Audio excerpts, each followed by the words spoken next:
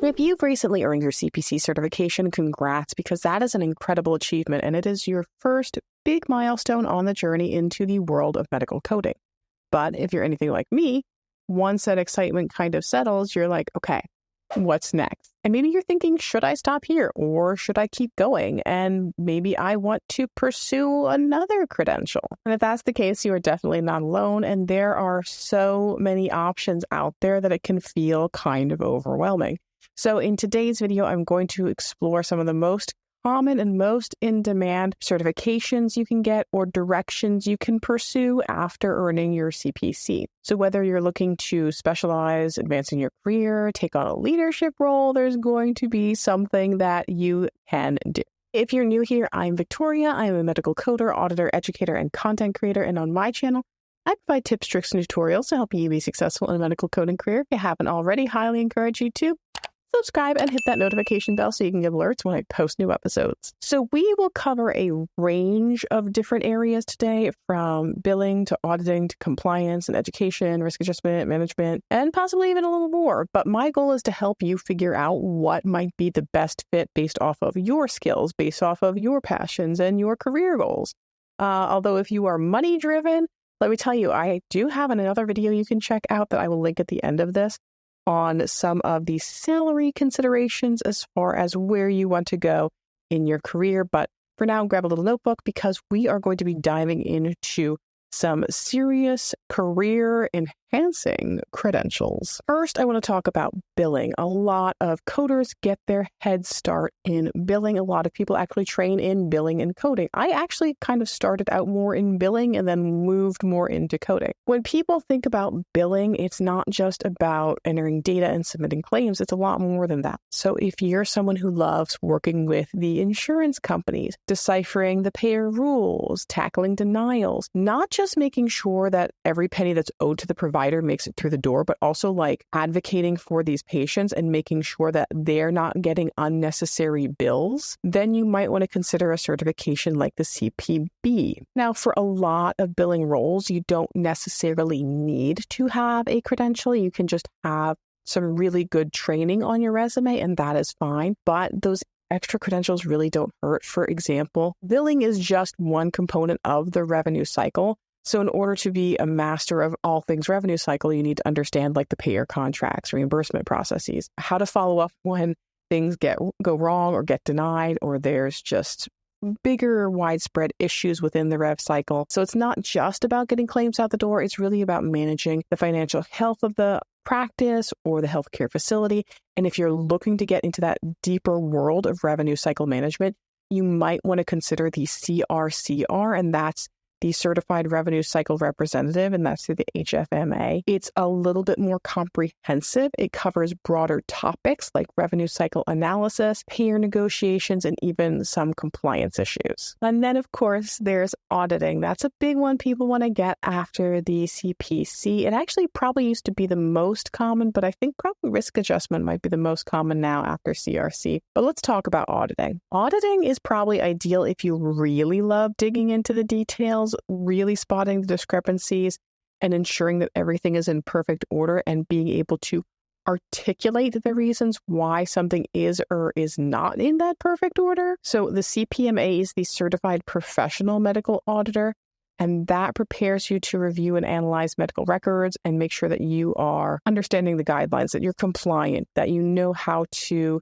analyze the medical record, that you know how to give that provider feedback. So as an auditor, you're really kind of like that gatekeeper for professional coding and billing practices, making sure that nothing is getting lost in translation, that everything in the documentation supports what is being billed. Sometimes in auditing, it's also about seeing things that maybe aren't there. So sometimes providers will like bill level 5s, but the documentation doesn't meet a level 5. And it's understanding as an auditor, is there something that's actually happening that just isn't making it into documentation, that the service genuinely was a level 5, but the documentation that they are giving just doesn't quite support it. So the CPMA is focused on professional fee coding audits, which means evaluating provider documentation, evaluating the CMS 1500 form and the outpatient pro fee regulatory guidelines. So it doesn't cover ICD-10 PCS or inpatient because it is a professional medical auditing credential.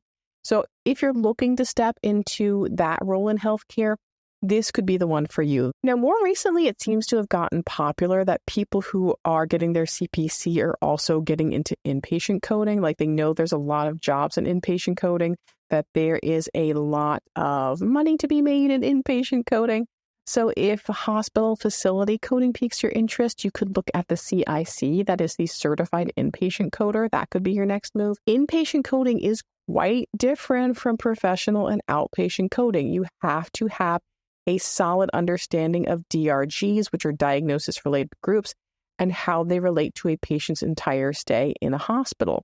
So you can't do inpatient coding without knowing ICD-10 PCS, which is not at all even close to being the same as ICD-10 CM. It's very, very different. And inpatient coding is a pretty complex process. It involves pretty much the entire patient's treatment from admission to discharge. However, the CCS is also another option. That's been the one that's been the most sought after for inpatient coding historically, but a lot more people are accepting the CIC now. The thing you have to really debate in this situation is if you want to go for your CCS, there might be a better to that. But now if you just have your CPC, you're going to have to pay membership dues for 2 different organizations, and you're going to have to get 2 different sets of CEUs that are due. Some of them will cross over. The AHIMA does accept AAPC CEUs, but I know they're making a lot of changes now with CEUs, and from what I understand, there's been some difficulties even with submitting them on their website. I don't know what's going on all there, because I am not an AHIMA member. I am just with the AAPC. I don't have dual membership. And I think there's even been some issues lately with the exams. I had some people saying that they're having issues scheduling their exams because there's updates going on. And AHIMA also follows a different schedule as far as the AAPC, like when the code updates happen. So some definitely things to keep in mind, but also check with your employers in your area to see which certification they prefer, or if there's like a certain company you want to work for, you want to make sure that if they're only going to accept the CCS, then that's the one you want to go for. Now, on the flip side, if outpatient coding is your passion, you want to go for the COC. That might be the credential for you. And that's for coding for things like surgery centers, clinics, hospital outpatient departments, and it requires different skills than inpatient coding. The COC I've heard referred to as like the CPC plus, like it's the CPC, but some extra stuff. I personally thought the COC was a lot more difficult than the CPC. I thought it was going to be a lot of day surgery. I'm like, oh, lap choles, lap appies, lesion removals. Yeah, I can handle that. But it was kind of complex. It tested a lot on outpatient reimbursement methodologies like infusions. So it's very broad. It covers a lot more advanced things in the payment systems. So it's definitely a step up. I don't know that, like, if you're struggling to find a job with the CPC, that the COC is going to be like the thing that gets it. But if you want to focus in outpatient coding, or if you're in a facility or working somewhere where maybe you're in the billing department and there's like outpatient coding positions where you would need the COC, then that's probably more a situation where you want to consider it. And then, of course, we have risk adjustment. Risk adjustment is a very rapidly growing field. So if you're fascinated with diagnosis coding, you love ICD-10-CM, you love chronic conditions, then you might want to go for your CRC. The CRC certification focuses on coding for a lot of long-term chronic illnesses or things that are very expensive conditions, and make sure that healthcare providers are accurately compensated for managing these complex and costly patient conditions and populations of patients. So risk adjustment is all about ensuring that the patient severity is accurately reflected in the records, and more employers are seeking coders with risk adjustment expertise. So it used to be very seasonal. It used to be very much contract work, and there is still a ton of that, which makes it nicer for entry-level positions, because sometimes they don't want someone who has like all of these bad habits. They're like, let's just train them on the diagnosis codes that you need to focus on for risk adjustment. So there's a little bit more entry-level opportunities there for some of the contract work when they're trying to find hundreds of coders at once. But we're also seeing this new influx of a lot of healthcare organizations hiring people with the risk adjustment knowledge to work with providers and make sure that they're capturing all of these diagnoses appropriately, because there's all kinds of bonuses and compensations and adjustments in their pay that they're now seeing based off of risk adjustment. And if you're interested in risk adjustment coding, definitely check out my companion course. It is a great companion study course. So if you are someone who is a CPC and looking to get into CRC, it would be a good budget-friendly option for you versus buying an entire course that's going to reteach you some of the same chapters on things like ICD-10-CM coding. Like if you already have the basics of ICD-10-CM coding down and you're like, what do I need to know for the CRC exam or the RAC micro-credential through a HEMA? Check out my course. Then we have compliance. So for those of you that maybe are passionate in the legal and regulatory aspects of healthcare, compliance could be your calling. One of the big ones there is the CHC, that's Certified Healthcare Compliance. That is a comprehensive certification. It is the one that a lot of compliance positions are looking for, specifically like the more elite compliance positions. That certification prepares you to manage and oversee compliance programs in healthcare settings. So everything from HIPAA to Stark Law to making sure that organizations are structured appropriately, they have an appropriate compliance program, and they are on the right side of the law. Compliance is a higher paid role, but it is one that does require pretty extensive knowledge and usually pretty good experience in healthcare law. And it can be a challenging field. I think a lot of people look at the salary for compliance and they just see dollar signs in their eyes, but it's not something that like you can go out and you just get the certification and suddenly you're going to get like a high paid compliance job. Usually people that have these very well-paying compliance positions have been in healthcare for a while. Another one you can consider is the CPCO through AAPC. So if you just want to stay with the AAPC and you only have to worry about that one membership due, that one set of continuing education credits, you could also look at the CPCO for AAPC. And then what about education? If you love teaching, you love sharing your knowledge with others, you might want to go for, it used to be called the CPCI. They don't call it that anymore. It's the AAPC approved instructor. If you are a CPC and that's your only credential and you're testing for an instructor, like the exam you take will be called the CPCI, but you don't actually get that title anymore. Not to get off on a tangent, but I'm going to. Prior to a few years ago, what happened was the credential itself for an instructor was called the CPCI. But they licensed more than just the CPC curriculum. They licensed risk adjustment, outpatient, inpatient, whatever credential they have, the core credentials, you can get an instructor license for that and license it all out and teach those courses. So because of that, they don't want to call the instructor certification the CPCI because for example, when I tested to become an instructor, I tested in risk adjustment because I'm like, look, if I only have to take one book and just test on like ICD-10-CM stuff, like that's easier for me to do. And I primarily wanted to teach in that section. So the exam I took was called the CRCI. However, once you pass that, you can license materials for any of the certifications that you hold. Now, the thing about becoming a certified instructor to the AAPC is that what it does is it basically proves that you have some proficiency in teaching. Like there's components of doing it where you have to do like a peer review, you have to put together a little presentation, but they don't actually like through the training teach you how to teach. What it does is it allows you to license the AAPC's, purchase the AAPC's curriculum and use their teaching materials because creating your own from scratch can be time consuming.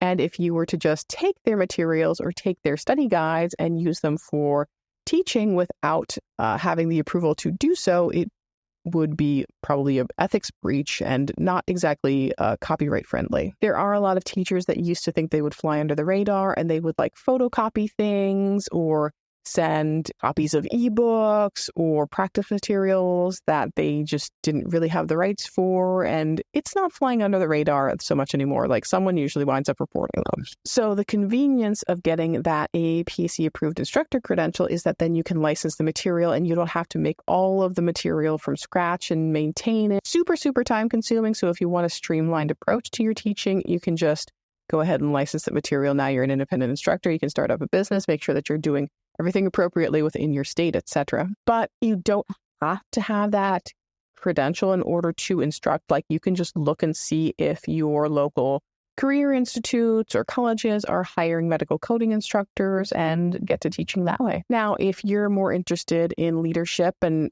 branching out from coding, then maybe you want to go for the CPPN.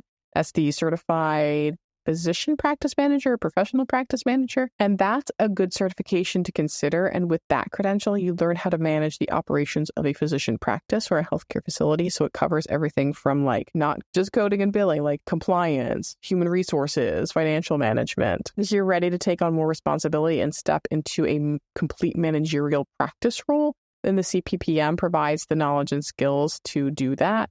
I have seen coders that make that transition because they find a specialty that they're coding for and they love it so much that they want to oversee like the entire practice. And then there's documentation improvement. Maybe not something that I would recommend doing in the first year of your career in medical coding, although if you want to go ahead and test for the credentials so you have them for when you are ready and do have that experience, hey, more power to you. But documentation improvement is really becoming increasingly important as we're moving to value-based care. Popular credential for this is the CDIP, or Certified Documentation Improvement Practitioner, and that focuses on ensuring that all of that clinical documentation accurately reflects the care that is provided to the patients. There's also one through the AAPC, the CDEO. If you're on the Pro-Fee outpatient side, that's the Certified Documentation Expert Outpatient, and that's for outpatient Pro-Fee documentation improvement. They also have one that's not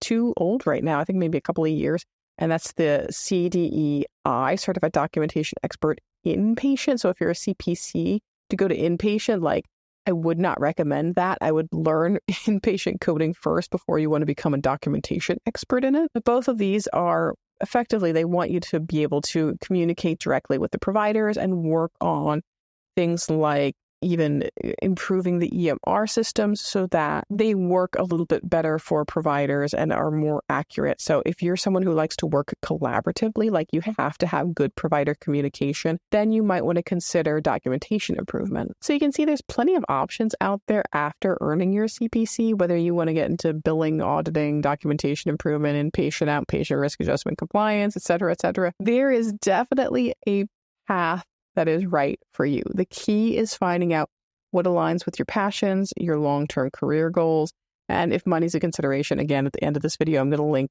all my salary information stuff. So which credential are you thinking about pursuing next? Definitely let me know in the comments below. And if you found today's video helpful, be sure to like, share, and subscribe so that you can advance your career in medical coding. As always, I will see you in the next video. And until then, just keep on coding on.